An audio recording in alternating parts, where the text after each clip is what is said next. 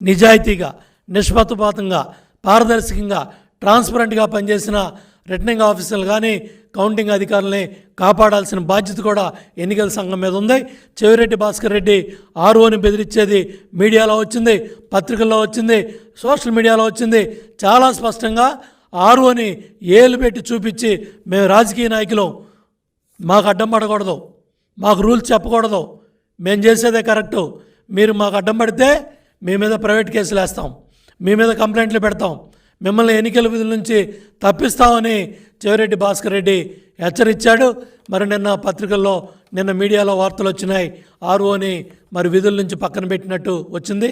దాన్ని కూడా ఖండిస్తున్నాం. దాన్ని కూడా ఎన్నికల సంఘం దృష్టికి తీసుకెళ్ళి మళ్ళీ నిజాయితీగా పనిచేసే అధికారుల్ని కాపాడాలని చెప్పి కూడా కోరుతా ఉన్నాం. అట్లాగే ఎవరైతే చట్టవిరుద్ధంగా ఈ చట్టాన్ని ఉల్లంఘించే విధంగా మొన్న ఒక మంత్రి మాట్లాడుతూ ఉన్నాడు, మాజీ మంత్రి, తీసేసిన తహసీల్దార్ ఒక ఆయన సెక్రటేరియట్కి వెళ్ళి కంప్లైంట్ ఇచ్చి స్మూత్గా, పారదర్శకంగా, ఘర్షణ లేని వాతావరణంలో అత్యంత పారదర్శకంగా జరగాల్సిన కౌంటింగ్ ప్రక్రియ రసాబస అయ్యేటువంటి కార్యక్రమం జరగబోతూ ఉంది. ఏం మాట్లాడుతున్నారా బుద్ధి లేకుండా?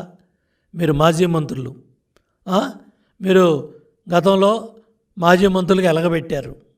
సెక్రటేరియట్లో మీడియా ముందు మాజీ మంత్రి పేరు నాని బుద్ధి లేకుండా, బాధ్యత లేకుండా ఈ విధంగా మాట్లాడతాడా?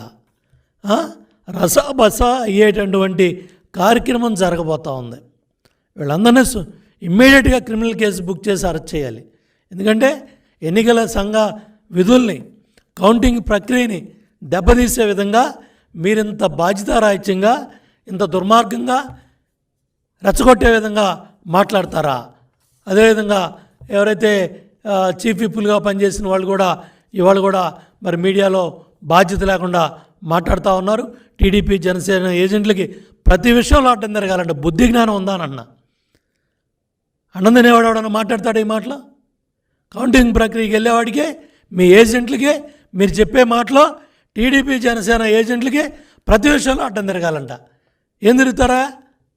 కాబట్టి ఎన్నికల సంఘం కూడా ఏదైతే కౌంటింగ్ ప్రక్రియలో ఆ మెష్లన్నీ కూడా చాలా పకడ్బందీగా, ఏదైతే కౌంటింగ్ జరుగుతూ ఉన్న ఈ పోస్టల్ బ్యాలెట్ విషయంలో చూపించేదంతా కూడా పారదర్శకంగా, ట్రాన్స్పరెంట్గా ప్రతిదీ కౌంటింగ్ ఏజెంట్ చూపిస్తారు. కాబట్టి అక్కడ ఏర్పాటు చేసే మెస్సులు కూడా చాలా పకడ్బందీగా, ఆ జల్లిళ్ళు మెస్సులు కూడా పర్ఫెక్ట్గా, గట్టిగా కూడా ఏర్పాటు చేయాలని డిస్ట్రిక్ట్ అధికారులు, ఎవరైతే డిఈఓ, జిల్లా కలెక్టర్ ఉన్నారో, అట్లాగే రిటర్నింగ్ ఆఫీసర్లు ఉన్నారో, అట్లాగే ఎవరైతే ఎన్నికల సంఘం చీఫ్ ఎలక్టరల్ ఆఫీసర్ ఉన్నారో వాళ్ళందరూ కూడా బాధ్యత తీసుకొని, మాజీ మంత్రులు, అట్లాగే ప్రభుత్వ సలహాదారుగా సకల శాఖ మంత్రిగా ఎలగబెడతా ఉన్న సజ్జల రామకృష్ణారెడ్డి, జగన్మోహన్ రెడ్డి జగన్ నాటకంలో భాగంగా ఇవి జరుగుతున్నాయి.